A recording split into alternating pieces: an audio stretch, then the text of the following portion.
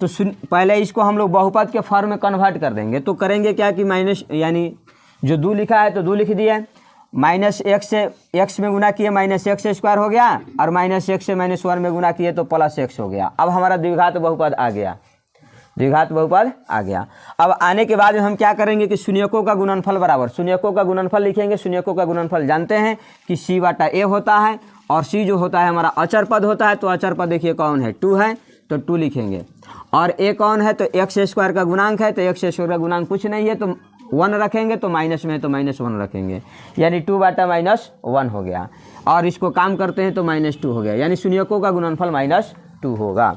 चलिए, अगर यही हमसे पूछ लेता कि शून्यकों का योगफल क्या होता, तो हम जानते हैं कि शून्यकों का योगफल बराबर -b बटा a होता है। चलिए, b का वैल्यू देख लिया जाए। x यानी जो x का गुणांक होता है वो b का वैल्यू होता है, x का गुणांक होता है वो b का वैल्यू होता है। तो ये प्लस में है तो -1 हो जाएगा, यानी इसका गुणांक कुछ नहीं है तो 1 है। अगर कुछ गुणांक नहीं है तो 1 होता है, तो -1 हो गया। और आपका जो क्या है a जो है एक्स स्क्वायर का गुणांक कुछ नहीं है तो 1 होगा, तो ये -1 हो जाएगा। ये दोनों माइनस माइनस समाप्त हो जाएगा, 1 हो जाएगा। यानी शून्यकों का योग बराबर आपका हो गया +1 और शून्यकों का गुणनफल बराबर हो गया -2। सवाल के ऊपर थोड़ा गौर कीजिएगा। कह रहा है यदि अल्फा और बीटा बहुपद x² - 4x + 3 के मूल हो तो अल्फा 3 अल्फा जोड़ 3 बीटा का वैल्यू ज्ञात करें। कह रहा है हमसे 3 अल्फा जोड़ 3 बीटा। चलिए, 3 अल्फा जोड़ 3 बीटा, इसका वैल्यू देखिएगा। दोनों में देखिए क्या कॉमन है, 3 कॉमन है, तो 3 कॉमन लेने के बाद आपके पास बच जाता है अल्फा जोड़ बीटा। अब देखिएगा, अल्फा जोड़ बीटा मतलब शून्यकों का योगफल, शून्यकों का योगफल। तो शून्यकों का योगफल बराबर क्या होता है, -b बटा a होता है। -b बटा क्या होता है, a होता है। तो चलिए, -b बटा a, तो माइनस के जगह पर माइनस। अब b का वैल्यू आपका -4 है तो -4 रख लीजिए। a का वैल्यू 1 है तो 1। अब इसका काम कीजिएगा। और 3 जो है आपका बच गया है, तो इसको 3 जो है इंटू में है तो 3 अभी इंटू में रखिएगा, 3 इंटू में है तो इंटू में रखिएगा। चलिएगा, यहाँ पे आपने रखा। अब देखिएगा, 3 गुन्ने माइनस माइनस प्लस हो जाएगा, 4 हो जाएगा। यहाँ पे 4 दिया कितना हो जाएगा, 12। यानी 3 अल्फा जोड़ 3 बीटा का वैल्यू कितना हो जाएगा, 12 हो जाएगा। इसमें कुछ नहीं करना है। देखिएगा, दोनों में कॉमन 3 है, 3 को कॉमन कीजिए। अल्फा जोड़ बीटा का वैल्यू -b बटा a होता है। यहाँ से काम कर लीजिए। यहाँ आपसे पूछा जा रहा है कि बहुपद कब होगा और कब बहुपद नहीं होगा। तो बहुपद कब होगा, किसी बीजीय व्यंजक का घात पूर्ण संख्या हो। पूर्ण संख्या आप जानते हैं कि गिनती की संख्या में अगर 0 मिला दिया जाता है तो उसे पूर्ण संख्या कहते हैं, और गिनती और 0 के समूह को पूर्ण संख्या कहते हैं। तो किसी भी बीजीय व्यंजक का घात अगर पूर्ण संख्या है तो आपका बहुपद होगा, अगर पूर्ण संख्या नहीं है तो बहुपद नहीं होगा। अब यहाँ पे देखिएगा, कह रहा है किसी बीजीय व्यंजक का घात अगर धनात्मक पूर्ण पूर्णांक नहीं हो। धनात्मक पूर्ण पूर्णांक कहने का मतलब है कि संख्या पूरा होना चाहिए और वो प्लस में होना चाहिए। अगर है तो बहुपद है, अगर नहीं है तो बहुपद नहीं है। जैसे देखिएगा, इसका पावर 1 है तो 1 आपका पूर्ण संख्या है, बिल्कुल है। इसका पावर आप कहिएगा क्या है, x नहीं, ये अचर बहुपद है। 3 अगर सीधे है तो ये आपका अचर बहुपद है। अगर x का घात देखा जाए तो 0 है, x का घात क्या है, 0 है, तो इसलिए आपका एक बहुपद है। 2x², इसका घात +2 है, इसलिए आपका बहुपद है। 4x³ + 7x² + 7x + 3, ये इसका कोई भी घात जो है वो माइनस में नहीं है, इसलिए आपका संख्या क्या है कि पूर्ण धनात्मक पूर्णांक है, यानी ये आपका एक बहुपद है। यानी इसका घात एक पूर्ण धनात्मक पूर्णांक है, इसलिए ये आपका बहुपद है। इसमें देखिएगा, एक x पर पावर -1 है, इसलिए आपका ये बहुपद नहीं है। 3x² + 4 बटा 3x। अब देखिएगा, बाटा में x है, बाटा में x कहने का मतलब इसका घात -1 होगा, इसलिए इसका जो है ये जो है आपका एक बहुपद नहीं है। 3x पर पावर 1/2 है, बाटा में है पावर, इसलिए नहीं होगा। यानी एक फंडा आप सफा समझ जाइए, अगर कोई भी संख्या चर जो आपका x वाला है, चाहे y वाला है, चाहे z वाला है, अगर बाटा में हो जाए, चाहे रूट के अंदर हो जाए और वो पूर्ण वैल्यू उसका नहीं निकले, मतलब उसका घात पूर्ण नहीं हो, तो समझिए कि बहुपद नहीं है अगर पूर्ण वैल्यू निकले तो समझिए कि बहुपद। यदि a1/a2 बराबर नहीं है b1/b2 के तो प्रकृति जो होगा संगत होगा, मतलब कि समीकरण निकाय संगत होगा। अगर a1/a2 बराबर है b1/b2 के और ये c1/c2 के बराबर नहीं है तो ये प्रकृति जो होगा असंगत होगा, मतलब समीकरण निकाय असंगत होगा। अगर a1/a2 बराबर है b1/b2 के और वो बराबर है c1/c2 के तो इसका संगत होगा और साथ ही साथ आश्रित होगा, मतलब इसका प्रकृति संगत होने के साथ साथ आश्रित होगा। हल की जब चर्चा करते हैं तो इसका जो होगा अद्वितीय हल होगा। अद्वितीय हल कहने का मतलब कि एक और केवल एक ही हल होगा, एक से अधिक हल नहीं हो सकता है। लेकिन इसका हल जो होगा कोई हल नहीं होगा, इसका कोई हल नहीं होगा, मतलब कि इस समीकरण का आप हल निकाल ही नहीं सकते हैं। ठीक है, चलिए अपरिभाषित हो जाएगा, मतलब कोई हल आप नहीं निकाल सकते हैं। और तीसरा कंडीशन में कह रहा है कि इसका अपरिमित रूप से अनंत हल होगा, अपरिमित रूप से अनंत हल होगा। यहाँ पर आइएगा, रेखा की अब चर्चा करते हैं तो ये इसकी रेखा जो होगी, ये वाले की रेखा जो होगी आपका क्या होगा, एक दूसरे को एक ही बिंदु पर प्रतिच्छेद करेगा, मतलब ये प्रतिच्छेद करने का काम करेगा और प्रतिच्छेद भी करेगा तो एक ही बिंदु पर करेगा। ये वाले कंडीशन आपका कहता है कि रेखा जो होगा समानांतर होगा, मतलब किसी भी बिंदु पर प्रतिच्छेद करने का कार्य नहीं करेगा, एक दूसरे के समानांतर रेखा होगा। तीसरा कंडीशन कह रहा है कि संपाती होगा, कब, जब a1/a2 बराबर हो b1/b2 के और वो बराबर हो c1/c2 के, तब क्या संपाती होगा, रेखा संपाती होगा।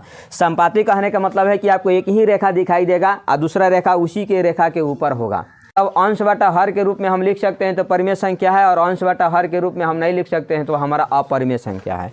अब देखिए 2, 4, 1/2, 3/4 इस तरह का कोई उदाहरण है तो परिमेय संख्या है।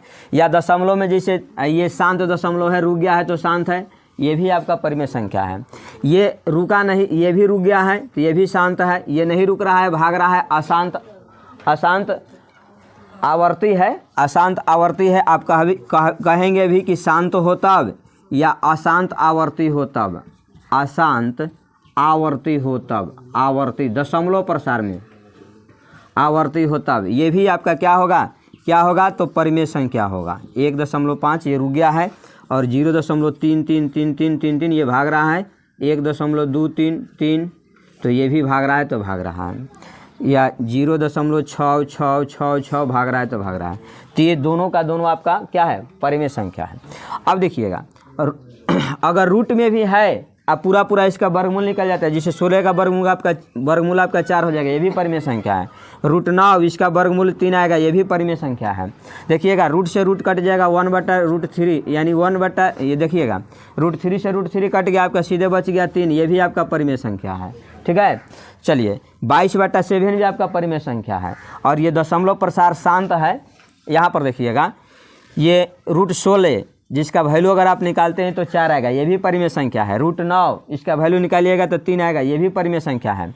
√3 यानी 3√3 से √3 कट गया, 1/3 बचा, ये भी आपका परिमेय संख्या है।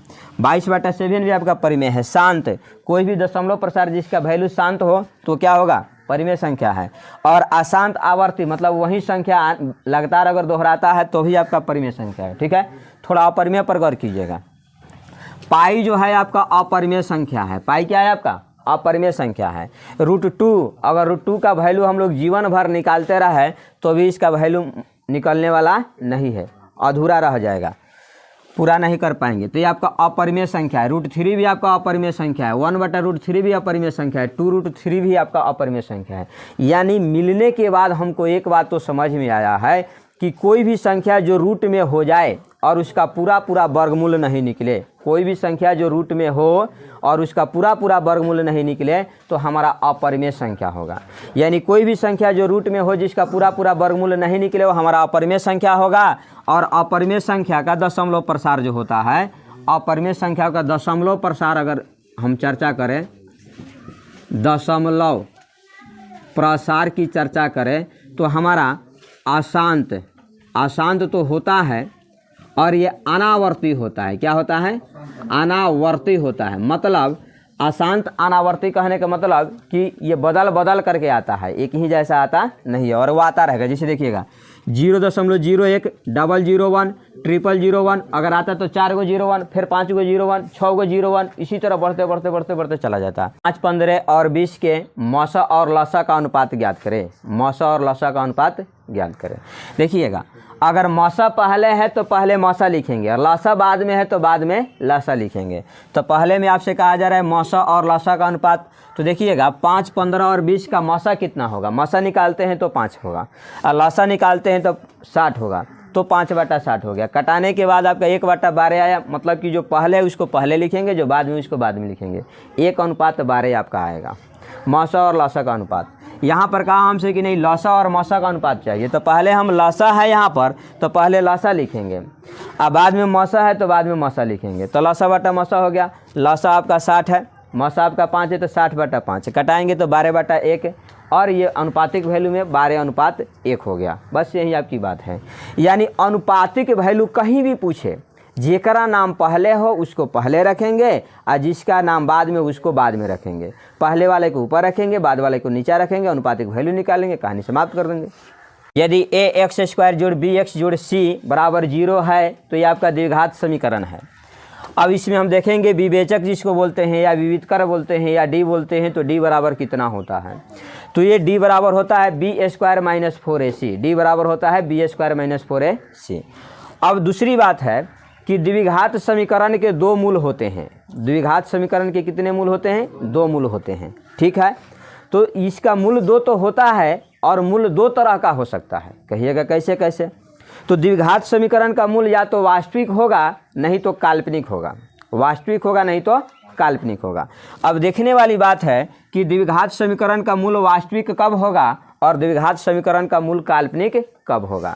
यदि द्विघात समीकरण का मूल वास्तविक है तभी इसका हल होगा, अगर मूल काल्पनिक है तो कोई हल नहीं होगा। अब देखिए, यदि d जो है 0 के बराबर है या 0 से बड़ा है, d का वैल्यू यानी b² - 4ac का वैल्यू अगर 0 से बड़ा है तो मूल वास्तविक होगा और इसका कोई हल होगा। अगर d जो है छोटा है 0 से, यानी b² - 4ac 0 से छोटा हो जाए, 0 से छोटा कहने का मतलब कि माइनस में आ जाए, कहाँ जाए? माइनस में आ जाए, तो द्विघात समीकरण का कोई मूल नहीं होगा, वो काल्पनिक होगा और उसका कोनो हल होवे नहीं करेगा। अब थोड़ा इसको बारीकी से समझिए। यदि b² - 4ac 0 से बड़ा है, यानी कहने के तात्पर्य है कि ये प्लस में आए, b² - 4ac का वैल्यू प्लस में आए और तो 0 से बड़ा होगा, तो क्या होगा? मूल वास्तविक होगा और असमान होगा। असमान कहने का मतलब कि पहला जो मूल है दूसरे के बराबर नहीं होगा। दूसरी कंडीशन, यदि b² - 4ac 0 के बराबर हो जाए, यानी d का वैल्यू 0 के बराबर हो जाए, या b² - 4ac अगर इसका वैल्यू निकालने पर 0 के बराबर हो जाए, तो इसका मूल क्या होगा? वास्तविक तो होगा और साथ ही साथ समान होगा। मतलब जितना एक मूल होगा उतना ही दूसरा मूल होगा, और साथ ही साथ कितना होगा? तो -b/2a हो जाएगा, यानी उसका मूल -b/2a के बराबर हो जाएगा। अब इसको थोड़ा समझिएगा। यदि d जो है 0 से छोटा है तो b² - 4ac 0 से छोटा है। अरे भाई, d का वैल्यू b² - 4ac है तो ये भी छोटा है, तो मूल काल्पनिक होगा और इसका कोई हल नहीं होगा। पहली संख्या गुने दूसरी संख्या बराबर मौसा गुने लौसा। अब देखिएगा, ये बहुत ही प्रसिद्ध आपका एक सूत्र है जिसके हिसाब से आप किसी जो भी मिसिंग हो उसको निकाल सकते हैं। पहली संख्या बराबर लिखेंगे तो मौसा गुने लौसा बटा दूसरी संख्या बराबर लिखेंगे तो मौसा गुने लौसा बटा पहली संख्या। अगर मौसा निकालना है तो पहली संख्या गुने दूसरी संख्या बटा लौसा। अगर लौसा निकालना है तो पहली संख्या गुने दूसरी संख्या बटा मौसा जा रहा है। अगर मौसा निकालना है तो पहली संख्या गुने दूसरी संख्या बटा लौसा। बस कहानी समाप्त है।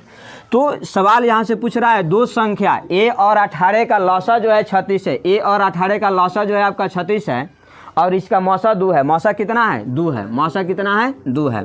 तो a का वैल्यू ज्ञात करें। चलिए भाई, हमको मालूम नहीं है, हम जानते हैं पहली संख्या गुने दूसरी संख्या। तो पहली संख्या कौन है? a है। दूसरी संख्या कौन है? 18 है। तो a गुने 18 बराबर किसके हो जाएगा? मौसा गुने लौसा के।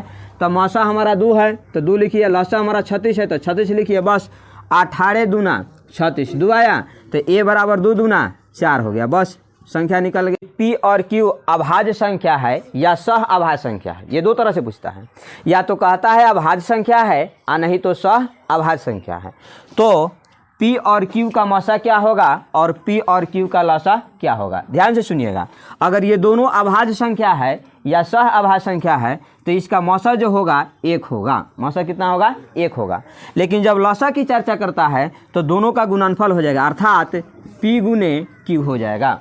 एक बात अब बिल्कुल समझ जाइए कि दो सह अभाज्य संख्या या अभाज्य संख्या का मौसा पूछे तो एक होगा, लेकिन अगर लसा की चर्चा करें तो दोनों का गुणनफल होगा। सबसे छोटी अभाज्य संख्या और सबसे छोटी भाज्य संख्या का गुणनफल क्या होगा? तो देखिए, सबसे छोटी आपका अभाज्य संख्या जो है वो आपका 2 है। सबसे छोटी अभाज्य संख्या आपका 2 है और सबसे छोटी भाज्य संख्या आपका 4 है, और इन दोनों का गुणनफल पूछ रहा है तो 4 दूना क्या होगा? 8 होगा। अगर योगफल पूछे तो योगफल निकालिए, अंतर पूछे तो अंतर निकालिए, गुणनफल पूछे तो गुणनफल निकालिए। अगर यही कहे कि जुड़वा अभाज्य संख्या क्या है, थोड़ा गौर कीजिएगा। अभाज्य संख्या तो है लेकिन जुड़वा होना चाहिए। अभाज्य संख्या होते हुए अगर उसके बीच का अंतर अगर 2 है तब हम उसे जुड़वा अभाज्य कहेंगे, अन्यथा जुड़वा अभाज्य नहीं कहेंगे। जैसे 3 और 5 को ले लीजिए, 3 और 5 आपका जुड़वा अभाज्य है। कहिएगा कैसे? देखिए, 3 भी आपका अभाज्य संख्या है, 5 भी आपका अभाज्य संख्या है, और दोनों के बीच का अंतर भी 2 है। दोनों के बीच का अंतर भी 2 है। 5 और 7 को ले लीजिए, दोनों अभाज्य संख्या है और दोनों के बीच में हमारा क्या है? 2 का अंतर भी है, 2 का अंतर भी है। ठीक है। 11 और 13 ले लीजिए। बहुत ऐसे उदाहरण आपको देखने को लिए मिल जाएगा जो इस कंडीशन को फुलफिल करेगा। ठीक है। 17 19 आपका हो जाएगा। भाज्य कहता है जिस संख्या का 2 से अधिक गुणनखंड हो। 2 से अधिक गुणनखंड कहने का मतलब कि कम से कम 3 हो या 3 से अधिक हो। 2 से अधिक नहीं समझते हैं? अरे 2 से ज़्यादा होके चाहे गुणनखंड तो भाज्य होई, आ 2 से अधिक ना हो गुणनखंड तो भाज्य ना होई। अभाज्य वाला कहता है जिसका केवल 2 ही गुणनखंड हो, 2 से कम हो ना 2 से ज़्यादा, तो वो आपका अभाज्य होगा। ठीक है। देखिए कैसे, अगर इसको देखते हैं 4, तो 4 का गुणनखंड 1 है, 2 है, 4 है, तो इसका 3 गो गुणनखंड है, इसलिए आपका 4 भाज्य संख्या है। 6 का देखिए 1 2 3 6 है, ये है आपका। ठीक है। ये आपका भाज्य गुणनखंड इसका 4 है, इसलिए आपका क्या होगा? ये गुणनखंड इसका 4 गो है, इसलिए आपका भाज्य संख्या है। 9 का देखिए 1 2 3 3 गो इसका गुणनखंड है, इसलिए आपका क्या होगा? 2 का 1 और 2, ये 1 और 2 से कटने वाला है, इसलिए आपका अभाज्य है। एक अलावा और किसी से नहीं कटेगा। 3 का देखिए 1 से कटेगा नहीं तो 3 से कटेगा। 5 का देखिए या तो 1 से कटेगा नहीं तो 5 से कटेगा, इसलिए सब अभाज्य संख्या है।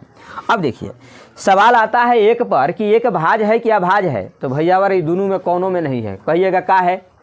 आपने देखा कि 3 या 3 से अधिक होना चाहिए गुणनखंड, तो 3 या 3 से अधिक नहीं है, इसलिए भाज्य भी नहीं है।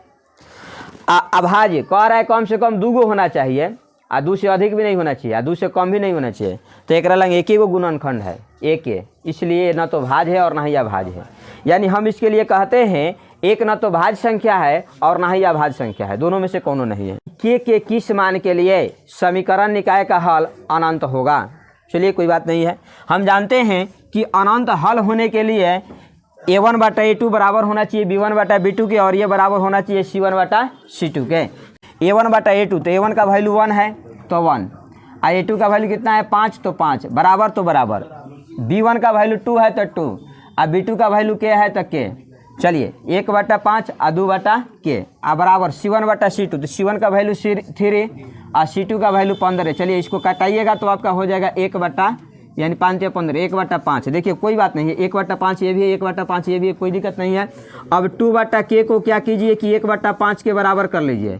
तिरछा तिरछी गुना करने पर 5 दूना 10, 10 बराबर आपका k हो जाएगा। k का वैल्यू आपका 10 होगा, और k के वैल्यू 10 के लिए इस समीकरण निकाय का हल अनंत होगा। ठीक है। अगर समीकरण निकाय का हल अनंत है तो k बराबर 10 होगा, अगर k बराबर 10 है तो समीकरण निकाय का हल अनंत होगा। k के किस मान के लिए समीकरण निकाय का मूल जो होगा वास्तविक और असमान होगा? तो कुछ नहीं है, हम वास्तविक और असमान का जो कंडीशन देखे थे वो कब देखे थे? कहे थे कि d का वैल्यू 0 से बड़ा होना चाहिए। d का वैल्यू किससे होना चाहिए? 0 से बड़ा होना चाहिए, यानी b² - 4ac बड़ा होना चाहिए 0 के, तब जो है समीकरण निकाय का हल वास्तविक एवं असमान होगा, वास्तविक एवं असमान होगा। चलिए वैल्यू रख लीजिएगा। b का वैल्यू 4 है तो 4 रखिए b के जगह पर, इसका होल स्क्वायर कर लीजिए, माइनस तो -4 के जगह पर 4, a के जगह पर आपका k होगा तो k रख लीजिए, और c के जगह पर 1 है तो 1 रख लीजिए, और ये बड़ा होना चाहिए 0 के। अब देखिएगा 4 चौको 16, 16 इसको गुना कीजिएगा तो माइनस हो जाएगा, कितना होगा? तो -4k हो जाएगा, -4k आई बड़ा हो जाएगा 0 से। किससे? 0 से। अब देखिएगा जब इस -4 को इधर उठा करके ले आइएगा तो ये आपका प्लस में हो जाएगा। क्या हो जाएगा? प्लस में हो जाएगा। तो आपका हो जाएगा 16 बड़ा होना चाहिए 4 के से। 16 किससे बड़ा होना चाहिए? 4 के से। और 4 से जब 16 कटाइएगा तो 4 चौको 16 हो जाएगा, 4 हो जाएगा। और ये बड़ा होना चाहिए के। वास्तविक और असमान मूल होने के लिए डी का वैल्यू जो होना चाहिए 0 से बड़ा होना चाहिए। डी का वैल्यू कितना होना चाहिए? 0 से बड़ा होना चाहिए। चलिए तो डी का वैल्यू 0 से बड़ा हो गया। डी बराबर होता है बी स्क्वायर माइनस 4ac। तो बी स्क्वायर माइनस 4ac हमारा 0 से बड़ा होना चाहिए। बी के जगह पर बी का वैल्यू रखिए, बी का वैल्यू 4 है तो 4 का होल स्क्वायर। अब माइनस 4 के जगह पर 4 तो 4 हो गया। ए के जगह पर के है तो के, और सी के जगह पर 1 है तो 1। अब इसको गुना कर लीजिए, 4 चौको 16 हो गया, माइनस ये गुना कीजिएगा तो 4 के हो जाएगा, 4 के हो गया। ये बड़ा होना चाहिए 0 से। किससे बड़ा होना चाहिए? 0 से। अब देखिए क्या होगा, अगर ये 16 है ये इधर माइनस में है तो इस पार ले आइएगा तब प्लस में हो जाएगा। ये होना चाहिए 4 के, यानी 4 के का वैल्यू 16 से छोटा होना चाहिए। 4 के का वैल्यू अब कितना होना चाहिए? 16 से छोटा होना चाहिए। अब देखिएगा ये 4 से भागा दीजिएगा 16 में तो हो जाएगा 4 और ये हो जाएगा के, यानी के का वैल्यू अब 4 से छोटा होना चाहिए। यानी अब कहना चाहता है यदि के बराबर के जो है 4 से छोटा है तो समीकरण निकाय का हल वास्तविक एवं क्या होगा? असमान होगा। चलिए अगर समीकरण निकाय का हल वास्तविक और असमान है तो के का वैल्यू 4 से छोटा आएगा, 4 से छोटा आएगा। चलिए यदि ए एक्स स्क्वायर जोड़ बी एक्स जोड़ सी बराबर 0 के मूल समान हो, के मूल क्या हो? समान हो, तो निम्नलिखित में से कौन सा वैल्यू जो होगा सही होगा? अब देखिएगा हम जानते हैं कि मूल समान होगा कब? जब डी बराबर 0 होगा तब। डी का वैल्यू 0 के बराबर होगा तब जाकर के क्या होगा? मूल समान होगा। यानी डी कहने का मतलब कि बी स्क्वायर माइनस 4ac बराबर हो 0 का। तब देखिए अगर बी स्क्वायर माइनस 4ac बराबर 0 हो जाए तो हम बी स्क्वायर बराबर क्या लिखेंगे? कहेंगे प्लस 4ac। इधर माइनस में तो इधर प्लस में, यही वैल्यू हमारा सही होगा। देखिए कौन सा कंडीशन में है? बी बराबर माइनस प्लस 4ac, बी बराबर प्लस 4ac, ये बी नंबर आपका सही जवाब होगा। बी नंबर आपका सही जवाब होगा। 3x square plus 2x minus 1 बराबर 0 है तो इसका विवेचक ज्ञात करें। हम जानते हैं कि विवेचक बराबर होता है B square minus 4ac, B square minus 4ac। चलिए b का वैल्यू हमारा क्या है? तो प्लस 2 है तो प्लस 2 लिखेंगे, इसका होल स्क्वायर लिखेंगे, माइनस के जगह पर माइनस, 4 के जगह पर 4, और c का वैल्यू हमारा 3 है तो 3 लिखेंगे। सॉरी a का वैल्यू 3 है तो 3, और c का वैल्यू -1 है तो -1 बराबर आइएगा। 2 2 जा 4 और माइनस ये माइनस प्लस में हो जाएगा। 4 तिया 12, 12 गो 4 गो 16 गो, तो डी का वैल्यू हमारा 16 हो गया। मूल बराबर होगा कब? जब डी बराबर 0 होगा तब। डी बराबर 0 होगा तो मूल क्या होगा? बराबर होगा। चलिए तो डी बराबर 0 कहने का मतलब है कि बी स्क्वायर माइनस 4ac बराबर 0 होना चाहिए। चलिए बी का वैल्यू रखिए, बी का वैल्यू हमारा कितना है? माइनस के है तो माइनस के का होल स्क्वायर, अब माइनस के जगह पर -4 के जगह पर 4, ए का वैल्यू 4 है तो ए के जगह पर 4, और सी का वैल्यू प्लस 16 है तो सी के जगह पर प्लस 16 बराबर 0 तो बराबर 0। अब यहाँ पे हो गया के स्क्वायर 4 चौको 16 अगुने 4 चौको 16, 16 गुने 16 हमारा वैल्यू हो जाएगा माइनस में, बराबर हो गया 0। अब के स्क्वायर बराबर हमारा हो जाएगा, ये जो इधर माइनस में इधर जाएगा तो प्लस में हो जाएगा, तो 16 गुने 16 हो जाएगा, 16 गुने 16 हो जाएगा। के स्क्वायर बराबर आपका हो जाएगा प्लस माइनस 16 पर पावर क्या हो जाएगा? 2 हो जाएगा। आधार बराबर हो तो पावर बराबर है तो आधार बराबर, तो के बराबर आपका हो जाएगा +-16, यानी के का वैल्यू +16 होगा और -16 भी होगा, दोनों मान के लिए 54, 51, 48, 45 का 10वां पद आपसे मांग रहा है। तो 10वां पद बराबर हम लोग जानते हैं कि 10वां पद बराबर होता है a + 9d, a + 9d। तो a जो होगा प्रथम पद होगा, प्रथम पद आपका हो गया 54, तो 54 लिख लीजिए, और 9 के जगह पर 9, और डी का वैल्यू कहिएगा क्या है? देखिए इन दोनों के बीच का अंतर देखिए, बढ़ रहा है कि घट रहा है? पहले 54 था, अब 51 हो गया है, इसका मतलब 3 घटा तो -3 होगा, 3 घटा तो -3, अगर 3 बढ़ता तो +3। अब काम कर लीजिए, तो 54 आपका हो गया ही, गुना कीजिएगा तो 9 3 27 माइनस में हो जाएगा, 54 में से 54 गया आपका 27 प्लस हो जाएगा, ये आपका क्या हुआ? 10वां पद हुआ। डी बराबर डी के बराबर होगा, डी बराबर डी के होगा, तो A2 माइनस A1 चलिए दूसरा का पद में से प्रथम पद घटाइए, 2p + 1 हो गया, घट रहा है p + 1 तो घट गया। फिर देखिएगा इसमें से अब हम घटाएंगे कितना, ये वाला 4p - 1, घटने वाला कौन 2p + 1 तो 2p + 1। अब आइए इसका क्रियाक्रम कर लीजिए, 2p + 1 घटाइएगा तो -p, आइए घटाइएगा तो -1, बराबर तो बराबर। देखिएगा 4p है तो 4p, -1 है तो -1, आइए घटाइएगा तो -2p हो जाएगा, आइए माइनस है तो -1 हो जाएगा। अब थोड़ा गौर कीजिएगा, ये +1 है, आइए -1 है, दोनों कट करके समाप्त हो गया। आइए 2p है और ये p है, तो 2p में से p घटा तो p बचा, p बराबर देखिए आपका कितना हुआ। अब यहाँ पे 4p या 4p में से 2p घटाइएगा, 2p हो जाएगा प्लस में, 2p हो जाएगा प्लस में, -1 -2 हो जाएगा। अब देखिएगा इस -2 को इधर ले आइए, p को इधर ले जाइए, तो 2 बराबर आपका हो जाएगा 2p - p, यानी 2 बराबर हो गया p, 2 बराबर हो गया p। कहिएगा क्यों भाई, 2p में से p घटाइएगा सीधे p बचेगा, बस आपका वैल्यू निकल गया, p बराबर 2 होगा। जाइए, और बराहवा पद 13 और 25 है, तो इसका पहला पद ज्ञात करें। यहाँ पर तो आपसे पहला पद मांग रहा है, कभी कभी आपसे पूछता है कि डी ज्ञात करें, या जो कुछ भी पूछे तो हड़बड़ाना नहीं है। पहले देखिए जो दिया है उससे शुरुआत कीजिए। छठा पद बराबर 13 है तो छठा पद बराबर 13 हो गया, तो छठा पद बराबर होता है क्या, a + 5d बराबर 13 हो गया। इक्वेशन फर्स्ट ले लीजिए, कह रहा है बराहवा पद 25 है तो बराहवा पद बराबर 25 हो गया, a + 11d बराबर 25 हो जाएगा। अगर ये नहीं समझे तब देखिए, प्रथम पद बराबर a, और दूसरा पद बराबर a + d, और तीसरा पद बराबर a + 2d, और चौथा पद बराबर a + 3d। यानी कोई भी पद पूछे उसे a को कम करके d से गुना कर लेना है, और जोड़ना है, और a उसके साथ रखना है। अगर a + 20d का है तो 21वां पद होगा, और 21वां पद पूछे हमसे तो a + 20d होगा। आइएगा, तो अब समीकरण 2 में से समीकरण 1 घटा लीजिए, समीकरण 2 घटा समीकरण 1 कर लीजिए। समीकरण 2 में क्या है, a + 11d बराबर आपका हो गया 25, a + 11d बराबर हो गया 25। अब प्रथम समीकरण है a + 5d बराबर 13 है तो 13, और दोनों को आपस में घटा लीजिएगा, दोनों को आपस में घटाइएगा, a से a कट गया, और 11 में से 5 गया, 6d बच गया, और 6d बराबर आपका क्या होगा, 25 में से 13 घटाइएगा तो 12 बचेगा, 6d बराबर 12 हो गया, तो d बराबर आपका 2 हो गया, d बराबर क्या हो गया, 2 हो गया। अगर आपसे d पूछता था तो निकाल चुके, लेकिन करेंगे नहीं, हमको a चाहिए। तो अब आइए d का वैल्यू क्या कीजिए, या तो समीकरण 1 में रखिए तब, या समीकरण 2 में रखिए तब, आराम से a का वैल्यू निकल जाएगा। चलिए रखिए, कह रहा है कि a + 5d बराबर हमारा 13 है। चलिए a के जगह पर a रखिए, 5 की जगह पर 5 है, d का वैल्यू 2 है तो 2 रखिए, बराबर 13 तो बराबर 13 कीजिए, a + 5 दूना 10, 10 बराबर हो गया 13। अब यहाँ पे देखिएगा a बराबर हो जाएगा 13 - 10, तो 13 - 10, a बराबर हो गया आपका 3, तो ये प्रथम पद बराबर आपका 3 हो गया, a बराबर 3 हो गया। अगर इसी तरह 5वां पद पूछता तो a + 4d निकाल लेते, आराम से कहानी समाप्त हो जाता। जो कुछ पूछे वो कुछ हम निकाल सकते। आगे बढ़िए, हमसे पूछा जा रहा है 1 से 100 तक के सभी प्रकृत संख्याओं का योग ज्ञात करें।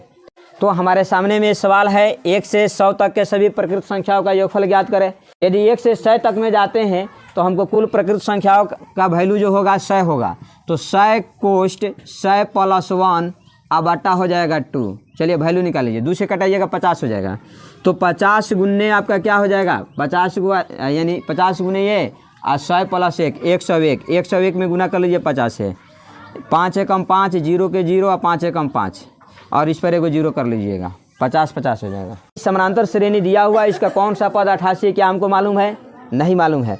तो मान लीजिए एनवा पद जो है, एनवा पद जो हमारा है वो हमारा 88 है। एनवा पद कितना है, 88 है। तो एनवा पद बराबर क्या होता है, a + n - 1 × d, तो n - 1 × d बराबर हो जाएगा 88। चलिए a के जगह पर a का वैल्यू रखिए, a का वैल्यू 1 है तो 1 रखिए, n हमको मालूम नहीं है तो n के जगह पर मालूम नहीं है तो मत रखिए, n के जगह पर n रखिए। और d का वैल्यू कितना होगा कहिएगा, हमको क्या पता। देखिए जुट बढ़ रहा है कि घट रहा है, 1 से 4 हुआ है, तो 1 से 4 होने का मतलब क्या है, 3 को बढ़ा है, 1 से 4 होने का मतलब क्या है, 3 को बढ़ा है, तो d का वैल्यू +3। अगर घटता तो माइनस में, तो ये बढ़ा है तो +3 से गुना करेंगे बराबर 88 करेंगे, 88 हो गया। 1 जाकर के इधर घट जाएगा, 1 जाकर के क्या हो जाएगा, घट जाएगा। तो n - 1 × 3 बराबर हो जाएगा 88 में से ये घटा लीजिए, 88 में से ये घटाइएगा तो हो जाएगा आपका 87। ठीक है, कितना हो जाएगा, 87, 8 7 15, हाँ ठीक है। n - 1 × 3 बराबर देखिएगा 87 है, अब 3 से जा करके 87 में भागा दीजिएगा तो n-1 बराबर हो जाएगा 87/3, 87/3 29 मरतबे तो 29 हो गया। n-1 बराबर 29 है तो n बराबर क्या हो जाएगा 29 + 1, 29 + 1 तो n बराबर हो जाएगा 30। कहिएगा ऐसे कैसे हो सकता है, तो देखिए कैसे हो सकता है। ये 1 के बाद 2 है, 2 के बाद 3 है, 3 के बाद 4 आता है, 4 के बाद 5 आता है, एक एक बढ़ता है, यानी प्रकृत संख्या बढ़ते चला जाता है n तक, कोनो गारंटी नहीं है। तो हम जानते हैं n प्रकृत संख्याओं का योग बराबर n × n + 1/2, n × n + 1/2। तो यही हमारा वैल्यू होगा n × n + 1/2। चलिए आगे की तरफ बढ़िएगा। तो आपने d बराबर d लिखा और घटाएंगे क्या, तो 3x + 2 में से आपको घटाना है कितना 2x - 1 को, तो घटा लीजिए। फिर बराबर कर दीजिए किसको 6x - 1 में से घटाना है कितना आपको 3x + 2 को, तो 3x + 2 को आप घटाएं। एक काम आप कर सकते हैं, इधर घट रहा है तो इधर ले करके जोड़ लीजिए, इधर घट रहा है तो इसको उधर ले जा करके जोड़ लीजिए।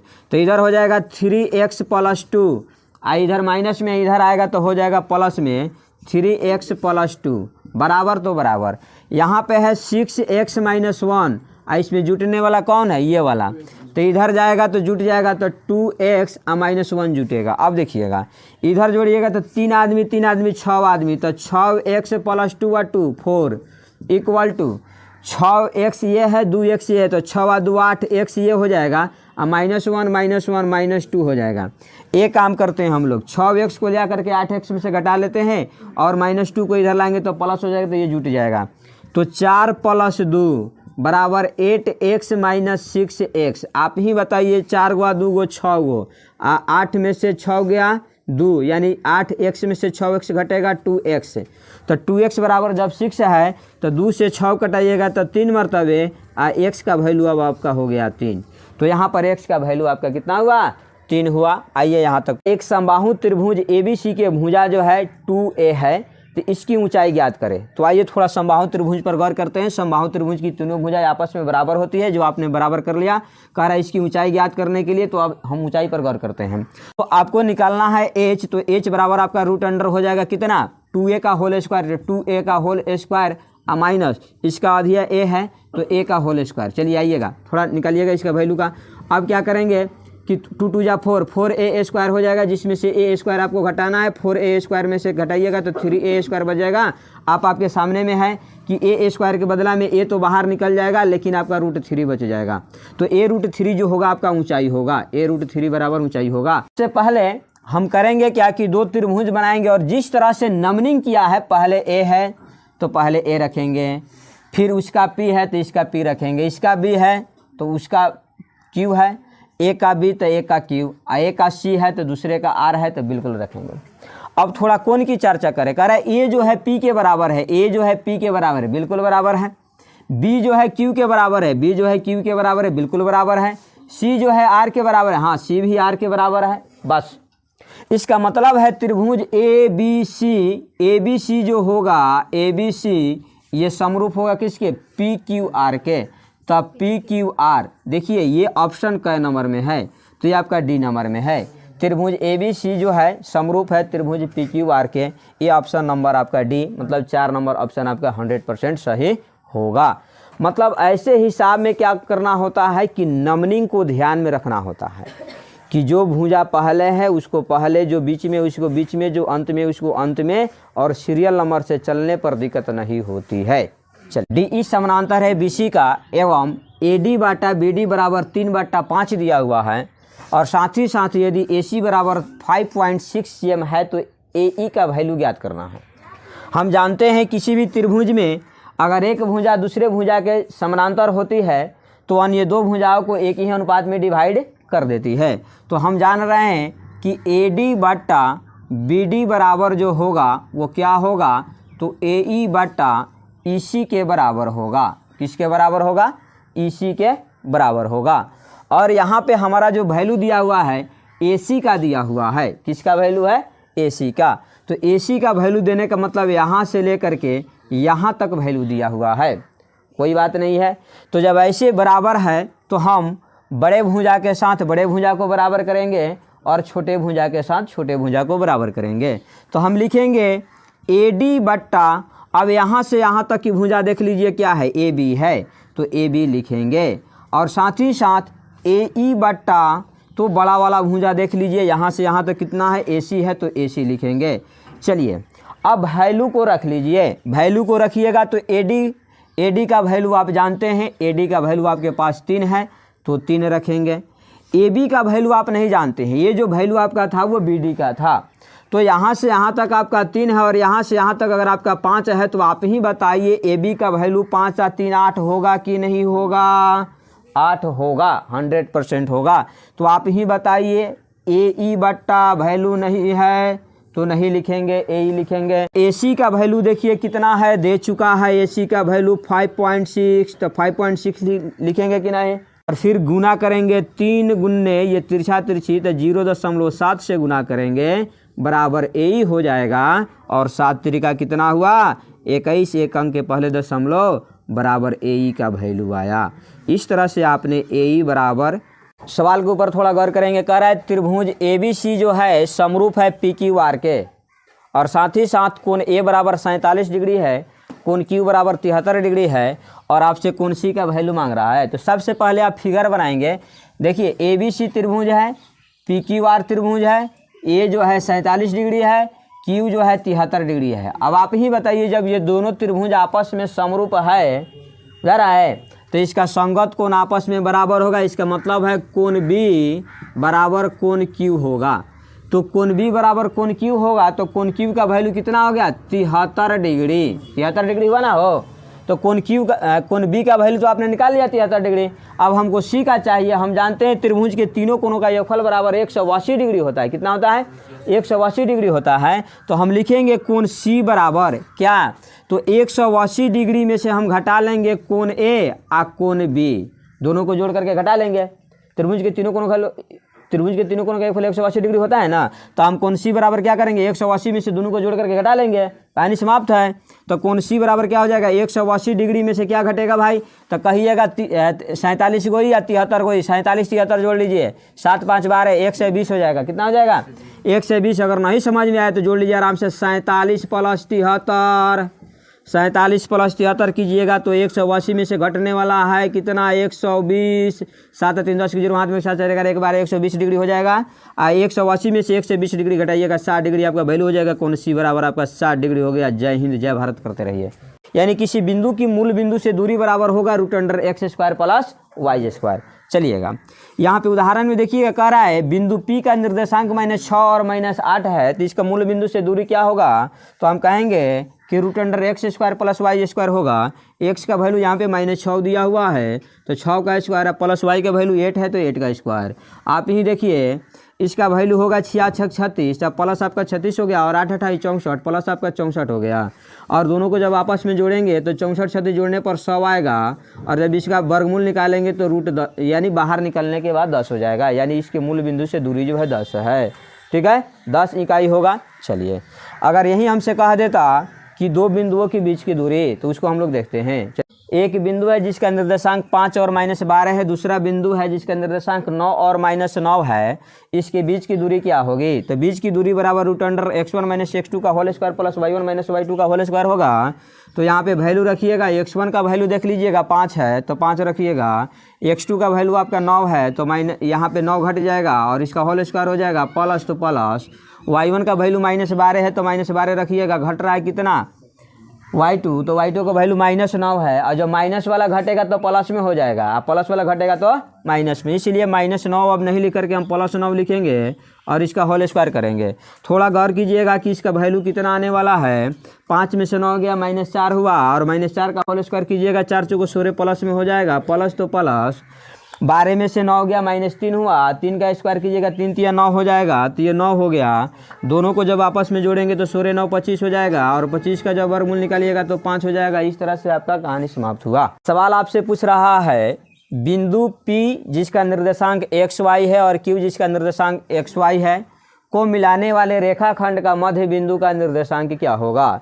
तो आप जानते हैं कि मध्य बिंदु का निर्देशांक होता है x1 + x2/2 और y1 + y2/2। यानी x के वैल्यू निकालना है तो x1 + x2 को जोड़ करके 2 से भागा दे देंगे, y का निकालना है तो y1 + y2 का जोड़ करके आपस में 2 से भागा दे देंगे। चलिए, तो ये कह रहा है कि -4 और 3 और साथ ही साथ 8 और 6 को मिलाने वाले रेखाखंड की मध्य बिंदु की निर्देशांक कितनी होगी, तो कुछ नहीं करना है भाई, x1 प्लस x2 बटा 2 और y1 प्लस y2 बटा 2।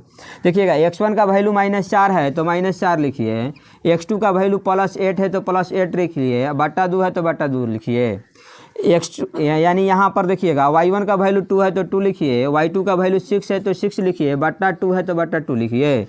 अब आप जानते हैं कि -4 को 8 में जोड़िएगा तो +4 हो जाएगा, +4 को 2 से भागा दीजिएगा तो 2 हो जाएगा। और यहाँ पर आपका बच गया कितना, 6 गोई या 2 गोई 8 गो, 8 बटा 2 हो गया, भागा दीजिएगा तो 4 हो जाएगा। तो भागा दे करके लिख लीजिए, इसको देखिए, ठीक है, इसका 2 हो जाएगा और इसका 8 में 4 से भागा दीजिएगा तो कितना हो जाएगा, 8 में 2 से भागा देना है। अच्छा यहाँ पे देखिए, 4 में 2 से भागा दीजिएगा 2 हो जाएगा, 8 में 2 से भागा दीजिएगा 4 हो जाएगा। इस तरह से मध्य बिंदु का निर्देशांक 2 और 4 आया, भुज का वैल्यू 2 और कोटि का वैल्यू 4। 1 जोड़ tan theta plus sec theta, 1 जोड़ tan theta plus sec theta into 1 जोड़ cos theta minus cosec theta बराबर क्या होगा। तो आइए पसंद से इसका हल कर लीजिए। 1 प्लस tan को बदल लीजिए, साइन बटा cos थीटा हो जाएगा, साइन थीटा बटा cos थीटा आपका हो जाएगा ये साइन थीटा प्लस बटा cos थीटा, प्लस ये हो जाएगा 1 बटा cos थीटा, 1 बटा क्या हो जाएगा भाई, cos थीटा। और इसको ऐसे रख लीजिए और इसके बगल में देखिएगा 1 प्लस कॉट को बदल लीजिएगा तो ये हो जाएगा cos बटा साइन थीटा, cos थीटा बटा क्या हो जाएगा भाई, साइन थीटा हो जाएगा। और जब cos को बदलिएगा तो माइनस क्या हो जाएगा, 1 बटा साइन थीटा, 1 बटा क्या हो जाएगा भाई, साइन थीटा।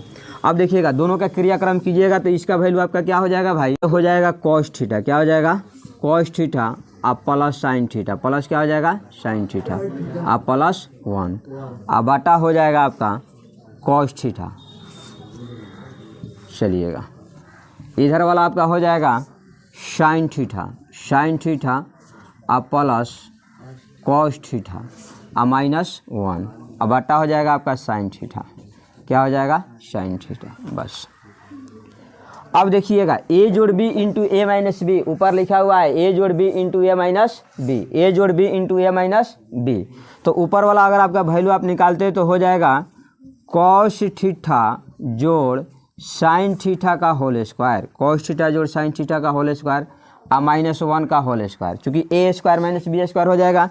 और नीचे आपका हो जाएगा cos theta into sine theta, cos theta into sine theta. इसका क्रियाक्रम आप जानते हैं क्या होगा, कहिएगा क्या होगा, कुछ नहीं जानते, चलिएगा क्या होगा। आप जानते हैं कि 1 a जोड़ b का होल स्क्वायर बराबर क्या होता है, a स्क्वायर जोड़ b स्क्वायर। तो साइन स्क्वायर थीटा जोड़ cos स्क्वायर थीटा लिखेंगे, cos स्क्वायर थीटा लिखेंगे, cos स्क्वायर थीटा जोड़ साइन स्क्वायर थीटा आप प्लस 2ab के जगह पर क्या लिखेंगे, 2 के जगह पर 2 और साइन के जगह पर साइन थीटा और cos के जगह पर cos थीटा हो गया। आज देखिएगा -1 का होल स्क्वायर है तो -1 का होल स्क्वायर हो गया 1। अब बटा में आपका साइन इंटू cos थीटा है तो साइन इंटू cos थीटा तो आपका हो गया साइन इंटू cos थीटा है तो साइन इंटू cos थीटा हो गया। थोड़ा गौर कीजिएगा, साइन स्क्वायर थीटा जो cos स्क्वायर थीटा बराबर 1 होता है तो इसके जगह पर 1 होगा, 1 में से 1 घट गया तो कहानी समाप्त हो गया, 2 sine theta into cos theta होगा। तो हम लोग इसको लिखेंगे, क्या लिखेंगे, 2 sine theta into cos theta, 2 sine theta into cos theta अब आता sine theta into cos theta, sine theta into cos theta. आप जान रहे हैं कि sine theta into cos theta से sine theta into cos theta cut जाएगा, बराबर आपका वैल्यू 2 हो जाएगा। बस लीजिए, सवाल आपसे कह रहा है यदि थीटा बराबर 60 डिग्री है तो sine theta plus cos theta का वैल्यू क्या होगा, कुछ नहीं करना है, साइन थीटा तो यानी साइन कितना लिखेंगे हम लोग, साइन 60 डिग्री आप प्लस cos 60 डिग्री, बस थीटा के जगह पर 60 डिग्री लिख लीजिए। अब देखिएगा साइन 60 डिग्री का वैल्यू होता है √3/2 होता है और cos 60 डिग्री का वैल्यू होता है 1/2 होता है। बस दोनों का काम कर लीजिए, दोनों का लघुत्तम लीजिएगा तो आपका 2 हो जाएगा, बटा 2 हो गया और √3 + 1 हो जाएगा। बस कहानी समाप्त, इतना ही आपका वैल्यू जाएगा 1 + √3 हो जाएगा। 60 डिग्री के सामने वाला भुजा √3, 30 डिग्री के सामने वाला भुजा 1 और 90 डिग्री के सामने वाला भुजा आपका 2 हो जाएगा। ठीक है, इसमें देखिए अगर 45 का कोण है तो 45 डिग्री के सामने वाला भुजा 1 होगा, 45 डिग्री के सामने वाला भुजा फिर 1 होगा और जो 90 डिग्री के सामने वाला भुजा बचेगा 90 डिग्री के सामने वाला भुजा √2 हो जाएगा। कब, जब 45 और 90 का रेशियो हो तब। इसके अनुपातिक वैल्यू आप देख सकते हैं 30 60 90 में 1:√3:2 और 45 90 में 1:1:2 होगा। आइए इस हिसाब को हम तुरंत देखते हैं। ये कह रहा है कि आप फिगर बनाने के बाद में हमारे पास फिगर क्या आएगा, थोड़ा गौर कीजिएगा। अगर इसको हम फिगर के रूप में ढालते हैं तो क्या होगा, कह रहा है 45 डिग्री उन्नयन कोण है तो 45 डिग्री उन्नयन कोण, और ऊंचाई की चर्चा किया है, कह रहा है 10 मीटर है। तो मान लीजिए आपका ये मीनार है, आपका क्या है, मीनार है, और ऊंचाई की चर्चा कर रहा है कि 10 मीटर है। ऊंचाई की चर्चा क्या कर रहा है, 10 मीटर है, और कह रहा है छाया निकालने के लिए। देखिएगा आपने देखा कि जब ये 45 डिग्री है तो ये भी क्या हो जाएगा, 45 डिग्री होगा। अब देखिए ये सामने वाला भुजा आप कह रहे थे 1 होना चाहिए, तो लेकिन 1 नहीं होकर के 10 है, और ये सामने वाला भुजा भी 1 है। अब जानते हैं ना 45 डिग्री के सामने वाला भुजा 1 होगा। अब देखिए 45 डिग्री के सामने वाला भुजा 1 नहीं होकर के अब 10 है, 1 का वैल्यू 10 है, 1 का वैल्यू कितना है, 10 है। तो हमको 1 का वैल्यू ना चाहिए, तो फिर 1 का वैल्यू 10 मीटर इसकी लंबाई हो जाएगा 6 किलोमीटर। बस निकल गया, हिसाब बन गया, कहानी समाप्त है। अगर यही कहता कि इस डोरी की लंबाई क्या है, कहता कि पतंग जो है 10 मीटर की ऊंचाई पर उड़ रहा है, तो डोरी जो खूंटा से बना गया है तो डोरी की लंबाई ज्ञात करें। तो चलिए हम देखते हैं। अब जानते हैं कि 90 डिग्री के सामने वाला वैल्यू का अनुपात हो जाएगा √2। अब आप ही बताइए, जब 1 का वैल्यू आपका 10 है, 1 का वैल्यू कितना है, 10, 1 सिक्का का वैल्यू 10 है, तो √2 वैल्यू का कितना होता, तो 10 गुने √2, 10 गुने √2, 10 गुने √2। फिर से देखिए, अब जानते हैं कि 1 सिक्का का वैल्यू जो है 10 रुपया है, 1 सिक्का का वैल्यू कितना है, 10 रुपया, तो √2 सिक्का का वैल्यू कितना होता है, 10 गुने √2, तो 10 गुने √2 आपका डोर की लंबाई हो जाएगा। चलिए आइए, अगर ऊंचाई और लंबाई दोनों समान है तो थीटा का वैल्यू 45 डिग्री होगा। थीटा का वैल्यू कितना होगा, 45 डिग्री होगा। चलिए, तो थीटा का वैल्यू आपका 45 डिग्री होगा। ध्यान से सुनिएगा, थीटा का वैल्यू क्या होगा, 45 डिग्री। अगर ये भुजा जो है इस भुजा के बराबर है, ये भुजा इस भुजा के बराबर, इसका मतलब कि ये कोण और ये कोण दोनों बराबर है, तो आप देख सकते हैं कि ये कोण तो आपका 90 डिग्री का ले लिया है, और 2 कोण आपस में बराबर है, तो 2 कोण जब बराबर है तो 2 कोण का वैल्यू 90 डिग्री हो जाएगा, एक कोण का वैल्यू कितना हो जाएगा, 45 डिग्री। इसलिए आपका ये वैल्यू जो होगा कितना होगा, थीटा का वैल्यू 45 डिग्री होगा। थीटा का वैल्यू कितना होगा, 45 डिग्री। अगर नहीं समझ में आए तब देखिए, 2 कोण अगर मिलेगा तो 90 डिग्री के बराबर हो जाए। कहिएगा क्यों होगा, चूँकि ये को तो 90 डिग्री आपका ले चुका है, और जब ए बराबर होगा तो 45 डिग्री हो जाएगा। कहानी समाप्त है। इतना ज़्यादा माथापेची करने की ज़रूरत नहीं है। अगर देखना है कि दोनों भुजा बराबर है तो 45 डिग्री का ही एंगल होगा, और जब दोनों कोण एंगल जो है 45 डिग्री का है तो भुजा उसका आपस में क्या होगा, बराबर ही होगा। चलिए आगे की तरफ बढ़िए। 5 मीटर ऊंची उदग्र मीनार की पाद से 5 मीटर की दूरी पर स्थित बिंदु पर मीनार की चोटी का उन्नयन कोण क्या है। फिर से सुनिए, 5 मीटर ऊंची उदग्र मीनार की पाद से 5 मीटर दूरी बिंदु पर स्थित मीनार की चोटी का उन्नयन कोण क्या होगा। फिर बात वही कह रहा है कि 5 मीटर ये ऊंचाई है, और दूरी भी इसका 5 मीटर है। ये दोनों वैल्यू आपका 5-5 मीटर है। इसका मतलब है दोनों भुजा बराबर है तो दोनों कोण बराबर होगा, और जब दोनों कोण बराबर होगा तो दोनों कोण मिलकर के 90 डिग्री का वैल्यू होगा। एक कोण आपका 45 डिग्री का मान होगा, तो उन्नयन कोण का वैल्यू कितना हो गया, 45 डिग्री हो गया। आपको बात बता दिया जाए कि उन्नयन कोण अवनमन कोण के बराबर होता है, और अवनमन कोण उन्नयन कोण के बराबर होता है। नहीं समझे, अरे उन्नयन कोण और अवनमन कोण के बीच का संबंध क्या है कि अवनमन कोण हमेशा उन्नयन कोण के बराबर होता है, और उन्नयन कोण हमेशा अवनमन कोण के बराबर होता है। सवाल हमसे कह रहा है, किसी वृत्त की केंद्र से 13 cm की दूरी पर स्थित बिंदु P से स्पर्श रेखा की लंबाई अगर 12 cm है तो वृत्त की त्रिज्या ज्ञात करें। एक बार हम बेसिक कंसेप्ट को थोड़ा समझ लेते हैं। हम देखते हैं कि बाह्य बिंदु से वृत्त पर खींची गई स्पर्श रेखा की लंबाई हमेशा बराबर होती है। अगर किसी बाह्य बिंदु से वृत्त पर स्पर्श रेखा खींचेंगे तो स्पर्श रेखा की लंबाई हमेशा क्या होगा, बराबर होगा। इसका मतलब है AP बराबर AB होगा, AP बराबर ये PB होगा, AP बराबर PB होगा। दूसरी बात कि स्पर्श रेखा की स्पर्श बिंदु पर वृत्त की त्रिज्या लंब होती है। स्पर्श रेखा की स्पर्श बिंदु पर वृत्त की त्रिज्या लंब होती है। ये आपका क्लियर हुआ। यानी ये जो त्रिज्या है यहाँ पे 90 डिग्री का एंगल बनाएगा, यहाँ पर भी 90 डिग्री का एंगल बनाएगा। ये तो क्लियर हुआ। दूसरी बात, बाह्य बिंदु से वृत्त पर खींची गई स्पर्श रेखा की लंबाई समान होती है। अगर वृत्त की स्पर्श रेखा आपका AP है और BP है तो ये दोनों आपस में क्या होगा, बराबर होगा। दोनों आपस में क्या होगा, बराबर होगा। केंद्र पर जो बना हुआ कोण है 100, और जहाँ पे दोनों स्पर्श रेखाएं जिस बिंदु पर मिलती है वहाँ पर बना हुआ कोण, ये दोनों एक दूसरे का समपूरक होता है। क्या होता है, समपूरक होता है। समपूरक कहने का मतलब देखिए हम आपको बताते हैं, समपूरक होता है। क्या होता है, समपूरक होता है, पूरक नहीं, समपूरक। क्या होता है, समपूरक। समपूरक कहने का मतलब है कि यहाँ का कोण और यहाँ का कोण दोनों जब आपस में मिलेगा तो 180 डिग्री के बराबर हो जाएगा। दोनों कोण आपस में मिलकर कितना हो जाएगा 180 डिग्री का। एक बात और भी समझ सकते हैं कि देखिएगा, एगो भुजा, दूगो भुजा, तीनगो भुजा, चारगो भुजा और 4 रेखा से घिरे हुए बंद आकृति को चतुर्भुज कहते हैं। और चतुर्भुज के चारों कोनों का एक फल 360 डिग्री होता है। 360 डिग्री में 90 डिग्री ये ले लिया, 90 डिग्री ये ले लिया, तो 180 डिग्री बच गया कि नहीं बच गया? अरे 90 डिग्री या 90 डिग्री तो 180 डिग्री, अब बचेगा 180 डिग्री ना। इसका मतलब क्या है, यहाँ का कोण और यहाँ का कोण मिलकर के 180 डिग्री का वैल्यू होगा। यहाँ तक क्लियर हुआ। 13 cm की दूरी पर, तो केंद्र से 13 cm की दूरी पर बिंदु P आपका स्थित है, तो ये 13 cm हो गया। और स्पर्श रेखा की लंबाई, तो स्पर्श रेखा की लंबाई आपका 12 cm हो गया। कह रहा है त्रिज्या, तो त्रिज्या निकालना। देखिएगा ऐसे हिसाबों में कभी त्रिज्या दे देता है, कभी स्पर्श रेखा दे देता है, कहता है बिंदु की दूरी। तो जो कुछ भी दे, ये 90 डिग्री के एंगल पर काम कर लेंगे, कहानी समाप्त हो जाएगा। सामने देखिए 90 डिग्री के सामने वाला भुजा जो होता है हमेशा आपका कर्ण होता है। तो कर्ण है, आइए आपका लंब मान लीजिए, तो ये आपका आधार निकल जाएगा। इसको आधार मानिए तो इसको लंब निकल जाएगा। अब सामने वाला भुजा देखिएगा।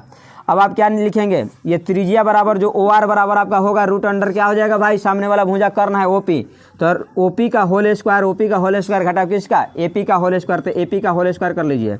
अब देखिएगा OP का वैल्यू आपका 13 है, तो 13 का होल स्क्वायर करने के बाद क्या होगा, और ये 12 है तो 12 का होल स्क्वायर करने के बाद क्या होगा। आप जानते हैं कि 13 13 169 होता है, और 12 बराबर 144 होता है। 169 में से 144 घटाइएगा, रूट अंडर 25 हो जाएगा, वैल्यू आपका 5 हो जाएगा, यानी वृत्त की त्रिज्या 5 cm होगा। हमारे सामने पूछ रहा है, एक रेखा जो वृत्त को दो भिन्न बिंदुओं पर प्रतिच्छेद करता है क्या कहलाता है। एक रेखा जो वृत्त को दो भिन्न बिंदुओं पर प्रतिच्छेद करता है क्या कहलाता है। गौर कीजिएगा, वृत्त को दो भिन्न बिंदुओं पर प्रतिच्छेद करने वाले रेखा को जीवा कहते हैं। क्या कहते हैं, जीवा कहते हैं। तो वृत्त की जब दो भिन्न बिंदुओं पर प्रतिच्छेद करेगा तो उस रेखा को जीवा कहेंगे। और स्पर्श रेखा किसे कहेंगे, जब एक ही बिंदु पर प्रतिच्छेद करेगा, तब एक ही बिंदु पर जब प्रतिच्छेद करेगा तब उसको हम स्पर्श रेखा कहेंगे। कब, जब एक ही बिंदु पर प्रतिच्छेद करेगा तब, और जब दो बिंदु पर प्रतिच्छेद करेगा तो उसे हम जीवा कहेंगे। अब वृत्त की सबसे बड़ी जीवा को, जो वृत्त की सबसे बड़ी जीवा होती है, सबसे बड़ी जीवा को हम क्या कहते हैं, व्यास कहते हैं। या इसको ऐसे भी कह सकते हैं कि वृत्त की वह जीवा जो केंद्र से होकर गुजरता है उसे व्यास कहते हैं। दो तरह से, वृत्त की सबसे बड़ी जीवा को व्यास कहते हैं, और नहीं तो आप ऐसे भी कहेंगे कि वृत्त की वह जीवा जो केंद्र से होकर गुजरता है उसे व्यास कहते हैं। ठीक है। और त्रिज्या और व्यास के बीच में संबंध यही है कि r बराबर क्या होता है, कि r बराबर d/2 होता है, और d बराबर क्या होता है कि 2r होता है। मतलब व्यास जो होती है त्रिज्या की दुगुनी होती है, त्रिज्या जो होती है व्यास की आधी होती है, और वृत्त की सभी त्रिज्या आपस में बराबर होती है, और वृत्त की सभी व्यास आपस में बराबर होती है। और वृत्त की जीवा, त्रिज्या, व्यास, इसकी संख्या अनंत होती है। इसकी संख्या क्या होती है, अनंत होती है। चलिए आगे की तरफ बढ़िए। सवाल हमसे कह रहा है, दो समानांतर रेखाओं के बीच की दूरी 14 cm है। यदि एक वृत्त दोनों रेखाओं को स्पर्श करती है तो उसकी त्रिज्या कितनी होगी। थोड़ा फिगर आपका इस तरह से बनेगा, और ये देखिए ये वृत्त है जो दोनों समानांतर रेखाओं को स्पर्श कर रही है। ये वृत्त है जो दोनों समानांतर रेखाओं को स्पर्श कर रही है, और यही इसके बीच की दूरी है जो आपका 14 cm है। इसकी त्रिज्या पूछ रहा है। देखने के बाद फिगर आपको पता चलता है कि ये दूरी जो है व्यास है। दूरी क्या है आपका, व्यास है। और आप जानते हैं कि r बराबर d/2 होता है, तो जब व्यास आपका 14 cm है तो दूरी बराबर कितना हो जाएगा, 14/2 बराबर 7 cm, ये 7 cm हो जाएगा। ऐसे हिसाब आता है तो फिर इतना धूम धड़ाका करने की ज़रूरत नहीं है, सीधे उसकी अधिया कर लीजिए। बीच की दूरी अगर दिया है, कहता है त्रिज्या निकालने के लिए तो आधी कर लीजिए। अगर कहता है त्रिज्या आधी है, कहता है दोनों के बीच की दूरी कितना होगा तो दुगुनी कर लीजिए। बस कहानी समाप्त है। बेसिक कंसेप्ट को लेकर के चलेंगे। ध्यान से सुनिएगा। सवाल आपसे कह रहा है कि वृत्त के सकेंद्रीय को 90 डिग्री वाला एक त्रिज्या खंड काट लिया जाए तो वृत्त और कटे हुए भाग के क्षेत्रफलों का अनुपात क्या होगा। कुछ नहीं होगा भाई। सामने देखिए, आप जानते हैं कि त्रिज्या खंड का क्षेत्रफल बराबर होता है θ/360 डिग्री πr²। तो θ/360 डिग्री πr² दोनों का अनुपात हो गया। तब पहले कह रहे हैं वृत्त का क्षेत्रफल, तब वृत्त के केंद्र पर कितना 360 डिग्री का कोण बनता है। आप 360 डिग्री बटा 360 डिग्री आप कहेंगे कि सीधे काहे नहीं लिखे हैं πr²। हाँ बिल्कुल वही तो बात हम भी कह रहे हैं कि πr² हो जाएगा, क्योंकि थीटा से थीटा का वैल्यू कट जाएगा। वृत्त के केंद्र पर 360 डिग्री का कोण बनता है, ये आपको जानकारी है। लेकिन ये कह रहा है कि देखिएगा क्या है, तो कह रहा है कि 90 डिग्री का कोण बन रहा है रे भैया। एकरा पर जो है 90 डिग्री का कोण बन रहा है केंद्र पर। तो 90/360 अब πr² दोनों का त्रिज्या सेम है, दोनों में पाई सेम है, तो ये से ये कट गया, इधर बच गया ये, इधर बच गया कितना 9 चौको 36, 1/4। अब आप जानते हैं कि तिरछा तिरछी गुना करने पर ये 4 हो जाएगा, इधर वाला 1 हो जाएगा, यानी 4:1 वैल्यू आएगा, 4:1 वैल्यू होएगा। मतलब वृत्त और त्रिज्या खंड के बीच में जो क्षेत्रफल का अनुपात होगा वो 4:1 होगा। हुआ है, मान लीजिए त्रिज्या आपका r है तो व्यास बराबर 2r हो जाएगा, निकालना बहुत ही आसान है। परिधि बराबर हो जाएगा 2πr और क्षेत्रफल बराबर हो जाएगा πr²। चलिए, लेकिन सवाल आपसे ऐसा नहीं पूछता है, आपको क्या करता है कि क्षेत्रफल देकर के परिधि कहता है निकालने के लिए, या परिधि देकर के कहता है क्षेत्रफल निकालने के लिए, या व्यास देकर के क्षेत्रफल निकालने के लिए।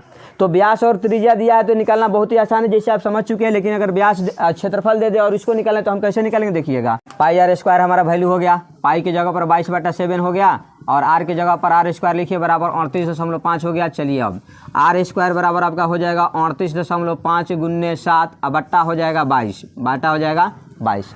अब 22 से जब डायरेक्ट आप कटाते हैं, 22 से जब कटाइएगा डायरेक्ट है तो r² बराबर आपका हो जाएगा कितना, तो कहिएगा हमारा वैल्यू हो जाएगा 0.25 × 7 × 7 अब बटा हो जाएगा कुछ नहीं, बटा होगा कुछ नहीं। तो r बराबर हो जाएगा √अंडर 0.25 × 7 × 7।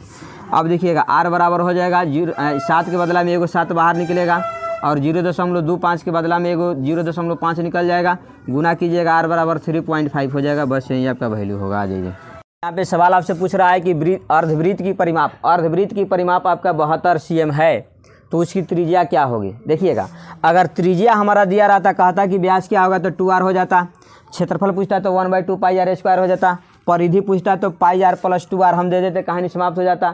ठीक है, आप कभी भी क्या कीजिएगा कि 2πr का अधिया जो है परिधि मत कीजिएगा, कभी भी मत कीजिएगा। कहिएगा ऐसा क्यों नहीं कर सकते हैं, जानते हैं ऐसा क्यों नहीं होता है, ये चाप की लंबाई बराबर आपका हो गया है, चाप की लंबाई बराबर आपका होगा तो ये होगा। ठीक है, जरा है खाली बाहर से अंदर वाला देखिएगा। अर्धवृत्त में क्या होता है कि यहाँ से यहाँ तक की अगर लंबाई अगर आपका पूछता है जो सिर्फ चाप है तब उसका होगा 1/2 2πr, बुझा रहा है।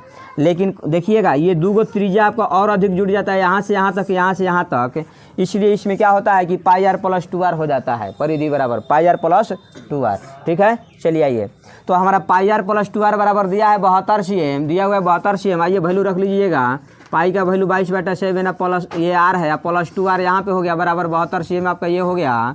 थोड़ा गौर कीजिएगा, जोड़िएगा तो देखिए कितना होगा, 7 × 14 और 14 जब 22 में जोड़िएगा तो 36 हो जाएगा, यानी 36r/7 आपका हो गया। एक बार और समझिएगा, 7 × 14 आपका 14r हो गया ये, अब 22r ये, तो 14r और 22r कितना हो जाएगा 36r, डायरेक्ट लिखा गया 36r/7 बराबर कितना हो गया 72।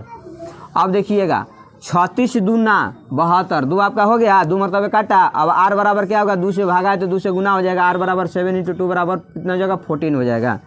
इस तरह से 7 × 14 r का वैल्यू कितना हो गया 14 हो गया। तो त्रिज्या पूछा है तो 14 देंगे, अगर क्षेत्रफल पूछता है तो क्षेत्रफल निकालते, व्यास कहता है तो व्यास निकालते, जो कहता है सो निकालते, कहानी समाप्त है। सवाल आपसे कह रहा है कि दो वृत्त के क्षेत्रफलों का अनुपात 4:1 है तो उसकी त्रिज्या का अनुपात ज्ञात करें। तो ऐसे हिसाब जब आता है तो थोड़ा बेसिक कंसेप्ट को समझेंगे। अगर पहले का त्रिज्या r है तो दूसरे का त्रिज्या r है तो r/r होगा त्रिज्या का अनुपात, और परिधि का अनुपात क्या हो जाएगा 2πr और 2πr। इसमें देखिएगा 2π से 2π कट जाएगा, r/r बच जाएगा कब, जब परिधि की चर्चा करता है तब। और क्षेत्रफल की चर्चा करता है तो r/r रहेगा, त्रिज्या का चर्चा करता है तो r/r रहेगा, और परिधि की चर्चा करता है तो वो r/r हो जाएगा। लेकिन क्षेत्रफल में थोड़ा देखिएगा, पाई से पाई कट गया, बच गया r² और फिर बच गया r²। तो यही आपका दिया हुआ है। पहले का कह रहा है कि क्षेत्रफल का अनुपात 4:1 है, 4 क्या है 1 है, तो त्रिज्या का अनुपात क्या होगा, मतलब कि r का स्क्वायर 4 है तो r का वैल्यू 2 हो जाएगा, r का वैल्यू क्या हो जाएगा 2 हो जाएगा। इस r का वैल्यू 1 है, r² का वैल्यू 1 है तो r का वैल्यू 1 हो जाएगा, यानी 2:1 होगा। त्रिज्या का अनुपात क्या होगा 2:1 होगा। अगर व्यास का अनुपात पूछता तो वो 2:1 होता, और त्रिज्या का अनुपात पूछा तो वो 2:1 होगा। आइए आगे की तरफ बढ़िए। हमसे पूछ रहा है एक वृत्त का क्षेत्रफल जो है दूसरे वृत्त के क्षेत्रफल से 16 गुना है तो उसके त्रिज्याओं का अनुपात क्या होगा। तो मान लीजिए कि दूसरे वृत्त का क्षेत्रफल जो है πr² है, दूसरे वृत्त का क्षेत्रफल कितना है πr² है, तो प्रथम वृत्त का क्षेत्रफल कितना हो जाएगा 16 गुना है तो 16 πr² होगा कि नहीं होगा। अब प्रथम वृत्त का क्षेत्रफल जो है 16 πr² हो गया, दूसरे का क्षेत्रफल जो है πr² हो गया। इन दोनों का अनुपात देखिएगा πr² से πr² कट गया, यानी 16:1 बच गया। अब आप ही बताइए कि अगर क्षेत्रफल का अनुपात 16 है, 16:1 है तो त्रिज्या का अनुपात क्या होगा, कहिएगा हमको क्या पता भाई। तो मान लीजिए r² का वैल्यू 16 है और r² का वैल्यू 1 है, आर स्क्वायर का वैल्यू 1 है, तो इसका 4 चौको 16, आर का वैल्यू हो गया 4, और इसका 1 एकम 1, आर का वैल्यू होगा 1। यानी जब क्षेत्रफलों का अनुपात 16:1 है तो त्रिज्या का अनुपात 4:1 होगा। आप बहुत पहले से जानते हैं कि उसके वर्गमूल निकल करके आ जाएगा, उसके त्रिज्या का अनुपात हो जाएगा। चलिए।